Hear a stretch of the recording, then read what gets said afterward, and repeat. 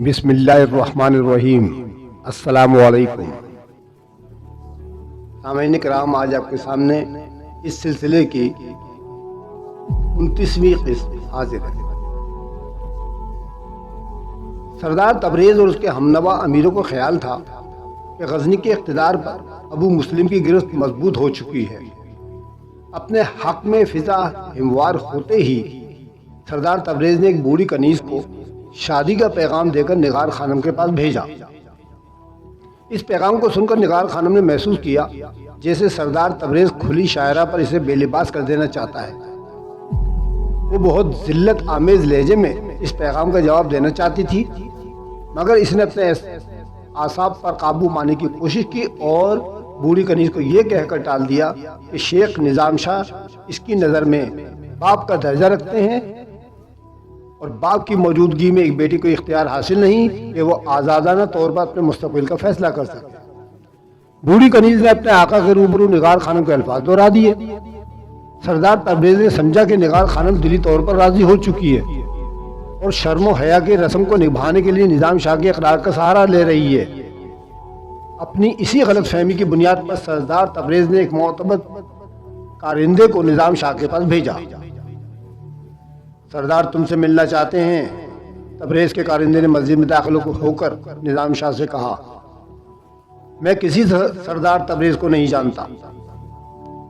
نظام شاہ نے شائستہ اور پرسکون لہجے میں کہا، میرا مزاج ہے کہ میں جس شخص کو جانتا نہیں اس سے ملاقات بھی نہیں کرتا، اور اگر تمہارے سرداروں کو اس فقیر سے ملنے کا اتنا ہی شوق ہے اس سے کہہ دو کہ خود اپنے قدموں سے چل کر یہاں تک آئے۔ مانگنے کی بھی کچھ آداب ہوتے ہیں، سوالی تمہارا سردار ہے، میں نہیں۔ جب کارندے نے سردار کے سامنے نظام شاہ کے الفاظ دہرائے تو غزنی کا بدمست سردار تو غصے میں پاگل ہو گیا۔ وہ گداگر ایک رئیس اعظم کو سوالی سمجھتا ہے؟ سردار تبریز کے منہ سے کف اڑ رہا تھا، میں اس بہروپیے کی ولایت کو بھی دیکھ لوں گا۔ یہ کہہ کر سردار تبریز نے اپنے 8 مسلح خدمتگاروں کو حکم دیا کہ وہ نظام شاہ کو قصر سرخ تک لے آئیں۔ قصر سرخ سردار تبریز کے مکان کا نام تھا۔ قصر شاہی کے بعد یہ غزنی کی سب سے زیادہ شاندار عمارت تھی۔ جب مسلح محافظ کمرے سے باہر جانے لگے تو سردار تبریز نے چیخ کر کہا، اگر وہ چپ چاپ چلا آئے تو اسے ہاتھ نہ لگانا، اور اگر انکار کر دے تو کسی جانور کی طرح کھینچتے ہوئے لانا کہ میں اس شعبدے باز کو سردار تبریز کا جاہو جلال دکھانا چاہتا ہوں۔ عشاء کی نماز ادا کی جا چکی تھی اور مسجد اللہ کے بندوں سے خالی ہو چکی تھی۔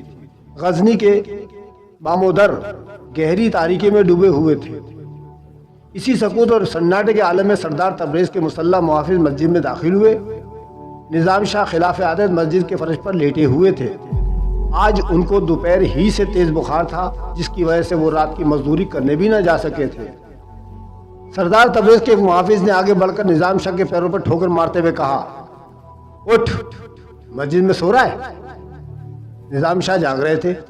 کسی اجنبی کے اس ناروا طرز عمل پر چونک کر اٹھے اور بولے، اللہ کے گھر میں ہی تو سو رہا ہوں، تمہیں کیا اعتراض ہے؟ یہ جگہ تمہاری ملکیت تو نہیں؟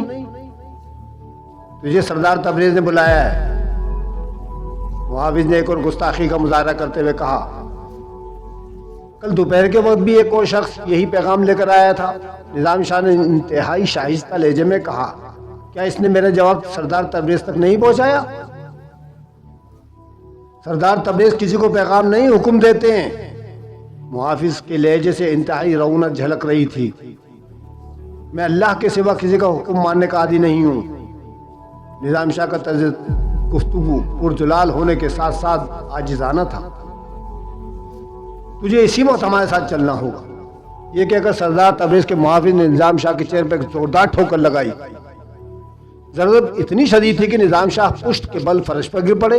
ان کے منہ سے خون جاری ہو گیا۔ ابھی وہ اٹھنے کی کوشش کر ہی رہے تھے کہ باقی مسلح محافظ بھی شکاری درندوں کی طرح نظام شاہ پر جھپٹے اور انہیں بڑی بے رحمی سے کھینچ کر کھڑا کر دیا۔ میرے نادان بھائیوں، یہ تم کیا کر رہے ہو؟ نظام شاہ نے اسی سکون اور نرم لہجے میں کہا، اس بات کا تو لحاظ کرو کہ کون سی جگہ ہے؟ یہاں تو گناہگار سے گناہگار انسان کو بھی پناہ مل جاتی ہے، مگر تو اتنا بڑا گناہگار ہے کہ تیرے لیے مسجد میں بھی کوئی پناہ نہیں۔ دوسرے محافظ نے پوری طاقت سے نظام شاہ کے منہ پر تھپڑ مارتے ہوئے کہا، نحیف و لاغر جسم رکھنے والے نظام شاہ لڑکھڑا کر دوبارہ فرش پر گر گئے۔ ہاں تم نے سچ کہا، واقعی میں بڑا گناہگار ہوں کہ مجھے کسی گوشے زمین پر پناہ نہیں ملنا چاہیے۔ یہ کہتے ہوئے نظام شاہ اٹھنے کی کوشش کرنے لگے۔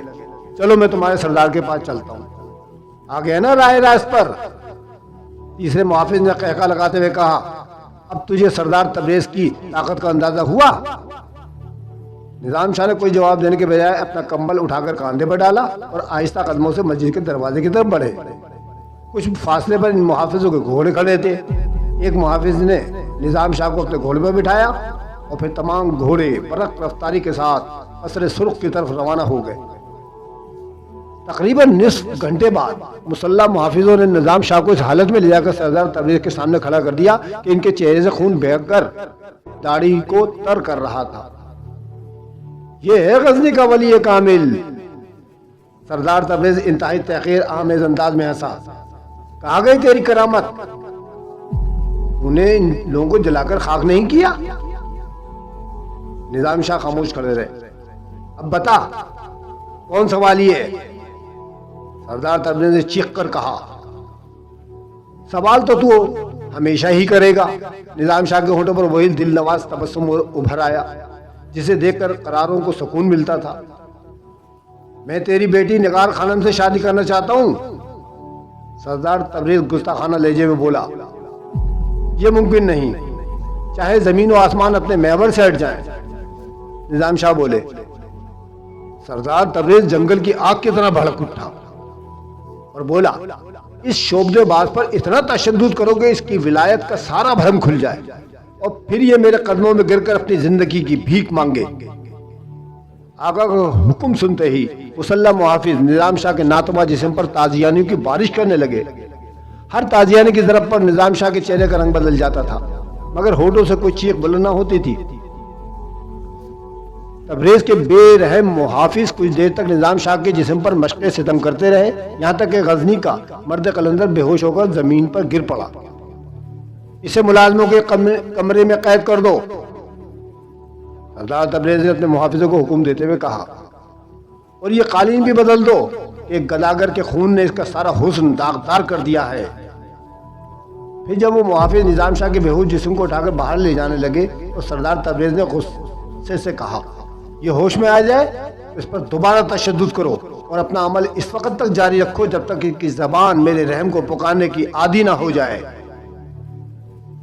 اسی رات فجر کی اذان سے پہلے امیر سبکتگین نے سید امیر علی شاہ کو خواب میں دیکھا، جو نہایت مضطرب لہجے میں کہہ رہے تھے، اے غزنی کے بے خبر حکمران، تو اپنی خوابگاہ میں چین کی نیند سو رہا ہے اور ہمارے محبوب نظام شاہ پر قیامت توڑی جا رہی ہے۔ خوف و دہشت سے امیر سبکتگین کی آنکھ کھل گئی۔ اسی وقت قریب کی مسجد سے اللہ اکبر کی صدا بلند ہوئی۔ سبکتگین نے بڑی بے چینی کے عالم میں نماز ادا کی اور چند مسلح محافظوں کے ساتھ نظام شاہ کی مسجد کی طرف روانہ ہو گئے۔ سبکتگین کی آمد پر لوگوں میں ہلچل سی مچ گئی۔ امیر غزنی گھبرایا وہ مسجد میں داخل ہوا، مگر وہاں نظام شاہ موجود نہ تھے۔ سبکتگین نے پیش امام سے دریافت کیا، مگر اس نے بھی لا علمی کا اظہار کر دیا۔ سبکتگین کی وحشت بڑھتی جا رہی تھی۔ پھر وہ اسی اضطراب کی حالت میں سابق فوجی کی بیوہ کے مکان پر پہنچا جہاں نگار خانم قیام پذیر تھی، مگر وہاں سے بھی نظام شاہ کی کوئی خبر نہ مل سکی۔ بس نگار خانم اتنا ہی بتا سکی کہ نظام شاہ کل دن میں ظہر کی نماز کے بعد کچھ دیر کے لیے آئے تھے۔ سبکتگین نے اپنے ان سپاہیوں کو طلب کیا جو تقریباً 1 ماہ سے شب و روز نگار خانم کے مکان کے گرد پہرہ دے رہے تھے۔ اگر شیخ ادھر تشریف لائیں تو فوراً مجھے مطلع کیا جائے۔ سبکتگین نے اپنے جاسوس سپاہیوں کو مخاطب کرتے ہوئے کہا، اور کوئی بھی مشکوک آدمی اس طرف نظر آئے تو اسے بے دریغ گرفتار کر لیا جائے۔ یہ کہہ کر سبکتگین قصر شاہی کی طرف روانہ ہو گیا۔ پھر اس نے اپنے بیٹے محمود کو بھی اپنے خواب سے آگاہ کر دیا۔ یہ خبر سن کر محمود بھی بدحواس نظر آنے لگا۔ آخر بابا کہاں جا سکتے ہیں؟ کچھ پتہ نہیں۔ سبکتگین کے چہرے پر رنج و الم کی گہری پرچھائیاں لرز رہی تھی۔ پھر اس نے حماد بن ساریہ کو بھی طلب کر کے اپنا خواب سنا دیا۔ قیامت توڑے جانے سے مراد یہ بھی ہو سکتی ہے کہ نظام شاہ ایک طویل عرصے تک قید میں رہے ہیں۔ حماد بن ساریہ نے اپنے طور پر خواب کی تعبیر بیان کرتے ہوئے کہا، مگر اب تو وہ کیسے آزاد ہیں؟ سبکتگین نے پریشان لہجے میں کہا، ابن ساریہ مجھے محسوس ہو رہا ہے کہ بہت جلد یہاں کوئی خوفناک واقعہ پیش آنے والا ہے، اللہ اپنا رحم کرے۔ ابن ساریہ کے چہرے بھی فکر کے آثار نمایاں نظر آنے لگے تھے۔ ادھر نظام شاہ ہوش میں آتے تو ان سے وہی مطالبہ کیا جاتا کہ خوشی سے اپنی بیٹی کا ہاتھ امیر تبریز کے ہاتھ میں دے دے، مگر نظام شاہ سختی سے انکار کر دیتے۔ مسلح محافظ ایک بار پھر نظام شاہ کے جسم کو تشدد کا نشانہ بناتے اور غزنی کا یہ بے سر و سامہ درویش مسلسل ضربات کی تاب نہ لاتے ہوئے پھر بے ہوش ہو جاتا۔ آخر کار سردار تبریز خود اس کمرے میں آیا جہاں نظام شاہ قید تھے۔ پھر جب انہیں ہوش آیا تو وہ اپنی اسی مخصوص مسکراہٹ کے ساتھ سردار تبریز سے مخاطب ہوئے، اگر تو اپنے شیطانی دماغ سے میری بیٹی نگار خانم کا خیال نکال دے تو میں تجھ سے ان زخموں کا اجر طلب نہیں کروں گا جو میرے جسم پر جگہ جگہ ابھر آئے ہیں۔ تیری حیثیت ہی کیا ہے غزنی کے گداگر؟ سردار تبریز کے لہجے میں بڑا تکبر تھا، اور وہ تیرا عقیدت مند سبکتگین بھی مجھ سے حساب طلب کرنے کی طاقت نہیں رکھتا۔ میں نہیں چاہتا کہ غزنی کے لوگ سردار تبریز پر انگلیاں اٹھائیں کہ ایک رئیس اعظم نے دو بھکاریوں کو اپنی بے پناہ طاقت کے آگے جھک جانے پر مجبور کر دیا، مگر اب میں ایسا ہی کروں گا۔ تو کچھ دیر بعد اپنی ان آنکھوں سے دیکھے گا کہ تیری غیرت مند بیٹی کس طرح میری شریک حیات بننے کے اقرار کرے گی۔ اسے تو تیرے غلیظ ہاتھ چھو بھی نہیں سکتے سردار تبریز۔ نظام شاہ مسکرا رہے تھے۔ جاؤ نگار خانم کو جبرن اٹھا کر یہاں لے آؤ تاکہ اس گداگر کو سردار تبریز کی طاقت کا اندازہ ہو سکے۔ غزنی کے رئیس اعظم نے اپنے مسلح محافظ سے کہا اور بڑے آمرانہ انداز میں قدم اٹھاتا ہوا اپنی نشست گاہ کی طرف چلا گیا۔ کچھ دیر بعد سردار تبریز کے محافظ واپس لوٹ آئے۔ ان کے چہروں پر ہوائیاں اڑ رہی تھیں۔ کیا ہوا؟ تمہارے چہروں پر یہ موت کی زردی کیوں برس رہی ہے؟ سردار تبریز نے انتہائی قہرناک لہجے میں اپنے زرخرید غلاموں کو مخاطب کرتے ہوئے کہا، حضور والا، ایک محافظ نے سر جھکا کر کہا، اس مکان کے چاروں طرف غزنی کے مسلح سپاہی نظر آ رہے ہیں، بلا مبالغہ ان کی تعداد جو ہے سینکڑوں پر تو مشتمل ہوگی۔ محافظ کی آواز کانپ رہی تھی۔ تم جھوٹ بولتے ہو۔ سردار تبریز اتنی زور سے چیخا کہ اس کی آواز پھٹ گئی۔ آقا اپنی روشن آنکھوں سے منظر خود ملاحظہ کر سکتے ہیں۔ کئی محافظوں نے بیک زبان کہا۔ سردار تبریز یک بیک چونک اٹھا، پھر اس کے غصے کی آگ آہستہ آہستہ سرد ہونے لگی۔ ہاں، میں خود اپنی بینائی کے ذریعے تمہاری دی ہوئی خبر کی تصدیق کروں گا، یہ کہہ کر سردار تبریز قصر سرخ سے نکلا اور نگار خانم کے مکان کی طرف روانہ ہو گیا۔ وہ بڑا حیران کن منظر تھا جب سردار تبریز نے اپنی آنکھوں سے ہزاروں سپاہیوں کو حرکت کرتے ہوئے دیکھا۔ حالانکہ وہاں مشکل سے 8-10 سپاہی تھے جو مختلف گوشوں میں چھپے ہوئے نگار خانم کی نگرانی کر رہے تھے، مگر سردار تبریز کو وہاں غزنی کے فوجیوں کا ایک بہت بڑا اجتماع نظر آیا۔ وہ کچھ دیر تک گہرے سعود کے عالم میں گھوڑے کی پشت پر بیٹھا رہا، پھر اس نے بڑے عجیب انداز سے اپنے سر کو جنبش دی۔ اس کا مطلب یہ ہوا کہ سبکتگین نے اپنی فوج کے بڑے حصے کو ایک لڑکی کی نگرانی میں معمور کر دیا ہے۔ سردار تبریز نے خود کلامی کے انداز میں کہا، اس طرح قدرت ہماری فتح کا خود بخود انتظام کر رہی ہے۔ یہ کہہ کر اس نے اپنے گھوڑے کو ایڑ دی اور قصر سرخ کی طرف پلٹا۔ کچھ دیر بعد سردار تبریز کے تمام ہم نوا امیر اور سپہ سالار ابو مسلم اس کے مکان پر موجود تھے۔ حضرات، میرے ہمراہ تشریف لائے، میں آپ کو ایک حیرت انگیز اور دلچسپ منظر دکھاتا ہوں۔ یہ کہہ کر سردار تبریز کمرے کی طرف بڑھا جہاں نظام شاہ قید تھے۔ ساتھی عمرہ اور ابو مسلم اس کے پیچھے پیچھے چل رہے تھے۔ یہ ہے غزنی کا وہ شعبہ باز جسے آپ لوگوں کی کم نظری نے ایک طویل عرصے سے ولایت کے اعلیٰ ترین منصب پر فائز کر رکھا ہے۔ سردار تبریز نے کمرے کا دروازہ کھول کر نظام شاہ کی طرف اشارہ کرتے ہوئے کہا، یہ زخم میرے محافظوں کے بخشے ہوئے ہیں۔ سردار تبریز نے استہزائیہ لہجے میں کہا، اگر یہ ادنا درجے کا ولی ہوتا تو اب تک میرے محافظوں پر، میرے محل پر اور میری ذات پر آسمانی عذاب ضرور نازل ہو چکا ہوتا۔ بے شک وہ ہمارا فریب نظر تھا۔ ترکمان بن داؤد نے مسکراتے ہوئے کہا، واپس چلیں، آج اس فریب نظر کا خاتمہ ہو گیا۔ سردار تبریز نے کہا، وہ کمرے سے باہر نکل آیا۔ لوگوں، ملت کی جڑیں نہ کاٹو کہ تمہاری شہر کے خنجر قضا کے بہت نزدیک ہیں۔ نظام شاہ کی پرجلال آواز گونجی، اللہ کی پکڑ سے بچو گے، اس کی پکڑ بہت سخت ہے۔ ہذیان بک رہا ہے۔ جواب میں سردار تبریز کا قہقہہ گونجا، زخموں کی شدت نے اس کے دماغ میں خلل ڈال دیا ہے۔ تمام بدمست عمرہ نے سردار تبریز کی تائید کی اور نشست گاہ میں داخل ہو گئے۔ غزنی کا شعبہ باز میری قید میں ہے۔ سردار تبریز نے کرسی پر بیٹھتے ہوئے کہا، ابھی سبکتگین کی مدد کو نہیں پہنچ سکے گا۔ اس احمق امیر نے اپنی فوج کا بڑا حصہ نگار خانم کی حفاظت میں معمور کر رکھا ہے۔ سردار تبریز نے اپنے ساتھی کو سامنے نیا انکشاف کرتے ہوئے کہا، یہ بہترین موقع ہے کہ ہم اپنے راستے کے پتھر کو آسانی سے ہٹا سکتے ہیں۔ طویل مذاکرات کے بعد نیا منصوبہ ترتیب دیا گیا۔ وہ منصوبہ کچھ اس طرح تھا کہ ابو مسلم اپنی بیٹی کا عقد سردار تبریز کے بیٹے سے کر دے گا اور اس تقریب میں سبکتگین، محمود اور حماد بن ساریہ کے ساتھ ساتھ تمام عمرہ کو مدعو کیا جائے گا جو فرما روائے غزنی کی حمایت کا دم بھرتے ہیں۔ پھر ان سب کو کھانے میں زہر دے کر قصر شاہی پر قبضہ کر لیا جائے گا۔ سردار تبریز نے بڑی ہوشیاری کے ساتھ یہ منصوبہ بنایا تھا کہ اپنی بیٹی کی شادی سپہ سالار ابو مسلم کے بیٹے کے ساتھ کر دے۔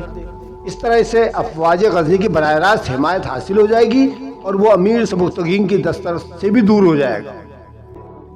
سردار تبریز حالات کے سنگین پہلو پر بہت دنوں سے غور کر رہا تھا کہ وہ غزنی کا رئیس اعظم ہوتے ہوئے بھی امیر سبکتگین کے سامنے کمزور انسان ہے۔ معاشرے میں سرمایہ کی حیثیت کچھ بھی ہو مگر طاقت کا توازن ہمیشہ شمشیر و سنا کے حق میں ہوتا ہے۔ یہی سوچ کر سردار تبریز بہت پریشان رہا کرتا تھا۔ پھر اس نے فوج کا تعاون حاصل کرنے کے لیے ابو مسلم سے خاندانی رشتہ قائم کرنے کی کوشش کی۔ ابو مسلم نے سوچے سمجھے بغیر اس رشتے پر آمادگی کا اظہار اس لیے کر دیا کہ خود بھی سردار تبریز اور دوسرے عمرہ کا تعاون چاہتا تھا۔ کچھ دن سے اس کی آنکھیں جاگتے میں بھی اقتدار کے خواب دیکھنے لگی تھیں اور اس خواب کی تعبیر کے لیے ضروری تھا کہ اسے غزنی کے تمام عمرہ کی زیادہ سے زیادہ حمایت حاصل ہو سکے۔ دراصل سردار تبریز اور ابو مسلم دونوں ایک دوسرے کی پناہ ڈھونڈنے کی کوشش کر رہے تھے۔ دونوں ہی خود غرض تھے، اس لیے بظاہر دوست تھے مگر در پردہ ایک دوسرے کو فریب دینے کی کوشش کر رہے تھے۔ اب ہمیں جلد سے جلد سبکتگین سے چھٹکارا حاصل کرنا چاہیے۔ سردار تبریز نے اپنے منصوبے کی تفصیلات بیان کرتے ہوئے کہا، بہترین ترکیب یہی ہے کہ سبکتگین اس کے حامیوں کو ایک ہی وقت میں زہر دے کر ہلاک کر دیا جائے۔ تمام عمرہ نے اس طرح اپنے سروں کو جنبش دی جیسے وہ سردار تبریز کی بات سے 100% متفق ہوں، مگر ترکمان بن داؤد کے چہرے پر اضطراب و فکر کی گہری پرچھائیاں لگ رہی تھیں۔ کیا سبکتگین اور اس کے ہم نواؤں کو زہر دے کر مسئلہ حل ہو جائے گا؟ ترکمان بن داؤد نے ابو مسلم اور سردار تبریز کو مخاطب کرتے ہوئے کہا، امیر کے قتل کی خبر سن کر غزنی کے گلی کوچوں میں خوفناک خونریز جنگ نہیں چھڑ جائے گی؟ آخر سبکتگین کے حامی سپاہیوں کی تعداد بھی تو ہزاروں میں ہے۔ کیا یہ سب اپنے طاقتور ہاتھوں کو ریشمی رسی سے باندھ کر خاموش بیٹھے رہیں گے؟ تمہارے یہ تمام اندیشے درست ہیں ترکمان، سردار تبریز نے مسکراتے ہوئے کہا، بدقسمتی سے ابھی تک تم نے سازش کے مہار اس پر کوئی جنگ نہیں لڑی، اس لیے تمہیں سیاست کے داؤ بیچ نہیں آتے۔ ہمارا منصوبہ تو بہت صاف ستھرا ہے، اس میں کوئی الجھاؤ نہیں۔ ادھر امیر سبکتگین اپنے شکم میں کھانا اتار رہا ہوگا اور ادھر نائب سپہ سالار حارث بن شوبان قصر شاہی پر یلغار کر رہا ہوگا۔ سردار تبریز نے انتہائی سرد لہجے میں کہا، قلعے پر قبضہ ہوتے ہی سارا کھیل ختم۔ افواج غزنی کے تمام بڑے بڑے عہدیدار ابو مسلم کے ماتحت بھی ہیں اور وفادار بھی۔ میں نے آج تک کوئی ایسی جنگ نہیں دیکھی کہ عام سپاہی اپنی افسر کی مرضی کے بغیر آزادانہ طور پر کوئی قدم اٹھا سکے۔ پھر بغاوت کا سوال کہاں سے آ گیا؟ سردار تبریز کی دلیل سن کر ترکمان بن داؤد کی پریشانی ختم ہو گئی اور مطمئن نظر آنے لگا۔ ہاں، مجھے ایک بات کی فکر ہے، سردار تبریز نے کچھ سوچتے ہوئے کہا، کہیں امیر سبکتگین اس تقریب میں شرکت ہونے سے انکار نہ کر دے۔ ابو مسلم کے بیٹے کے ساتھ میری بیٹی کا رشتہ اسے پسند نہیں آئے گا، ہو سکتا ہے اس طرح وہ شبہ میں مبتلا ہو جائے اور عین موقع پر انکار کر کے اپنا دامن بچا لے۔ پھر ترکمان بن داؤد نے گھبرا کر سوال کیا، اگر ایسا ہوا تو ہمیں کچھ دن مزید انتظار کرنا پڑے گا۔ سردار تبریز نے بے پرواہی کے انداز میں کہا، ابھی میرا دماغ شل نہیں ہوا ہے، اور جلد کوئی دوسرا منصوبہ تراش لوں گا۔ ویسے میرا خیال ہے کہ امیر سبکتگین اس تقریب میں شرکت کرنے پر مجبور ہو جائے گا۔ وہ کس طرح؟ ترکمان بن داؤد نے ایک بار پھر پوچھا۔ تمام امرائے سلطنت کو اس تقریب میں مدعو کیا جائے گا، پھر سبکتگین کے لیے گنجائش باقی نہیں رہتی کوئی شرکت سے انکار کر دے، اور بالفرض محال اگر اس نے عدم شرکت کا کوئی بہانہ تراشا بھی تو یہ بات واضح ہو جائے گی کہ وہ ہماری طرف سے بہت زیادہ محتاط ہو گیا ہے۔ اگر ایسا ہوا تو ہمیں اس کے گرد بہت باریک جال بچھانا ہوگا، اتنا باریک کہ 1000 کوششوں کے باوجود بھی اس کو نظر ہی نہ آ سکے۔ الغرض کے ہر طرح اطمینان کر لینے کے بعد سپہ سالار ابو مسلم سبکتگین سے ملا اور اسے اپنے بیٹے کی شادی کی خبر دیتے ہوئے بولا، امیر معظم، یہ میری دلی خواہش ہے کہ غریب خانے پر اپنے مبارک اور فاتح قدم رکھ کر اس تقریب کو یادگار بنا دیں۔ میں تمہاری خوشی میں برابر کا شریک ہوں ابو مسلم۔ اچانک یہ خبر سن کر امیر سبکتگین حیران ہوا تھا، مگر اس نے اپنے جذبات کو ظاہر نہیں ہونے دیا۔ آخر تم میرا دایاں بازو ہو، سبکتگین نے خوش دلی کے ساتھ کہا، مگر یہ رشتہ کہاں ہو رہا ہے؟ ابو مسلم سنبھل گیا، پھر اس نے امیر غزنی کے چہرے پر نظریں مرکوز کرتے ہوئے کہا، سردار تبریز کی لڑکی سے۔ یہ کہہ کر ابو مسلم سبکتگین کے چہرے کا جائزہ لینے لگا۔ سردار تبریز کا نام سن کر امیر سبکتگین کے دماغ میں حیرت اور تعجب کی مزید لہریں اٹھی، مگر اس نے اپنے چہرے پر ایک دبیس پردہ ڈال دیا۔ یہ رشتہ تو بہت مناسب ہے، امیر سبکتگین نے مسکراتے ہوئے کہا۔ سردار تبریز ایک آسودہ حال انسان ہونے کے ساتھ ساتھ بڑے خاندان سے بھی تعلق رکھتا ہے۔ میرا ذاتی خیال ہے کہ رشتہ تمہاری بہت زیادہ مبارک ثابت ہوگا۔ ابو مسلم نے اطمینان کا گہرا سانس لیا اور منافقت کا بھرپور مظاہرہ کرتے ہوئے سر جھکا دیا۔ میں اپنی خاندانی خوشی کے اس یادگار موقع پر امیر کی دعاؤں کو طالب ہوں۔ ابو مسلم، ہم تو ہر وقت تمہارے لیے دعائیں کرتے رہتے ہیں، امیر سبکتگین بولا۔ امیر معظم کا بے حد شکریہ، ابو مسلم نے کہتا ہوا اٹھا۔ صاحبزادہ محمود اور خواتین معظمہ بھی اس دعوت میں مدعو ہیں۔ ابو مسلم کا اصل نشانہ تو محمود تھا، مگر اس نے خواتین معظمہ کو دعوت نامہ اس لیے دیا تھا کہ سبکتگین کے ذہن میں شبہات کا ہلکا سا بھی عکس باقی نہ رہے۔ تمہاری اس خوشی میں پورا محل شریک ہوگا ابو مسلم، امیر سبکتگین نے اس طرح مسکراتے ہوئے کہا جیسے یہ اس کے اپنے خاندان کی تقریب ہو۔ ابو مسلم احترام میں امیر میں نصف قد تک جھکا اور آہستہ آہستہ چلتا ہوا سبکتگین کی خلوت گاہ سے باہر نکل گیا۔ اللہ حافظ۔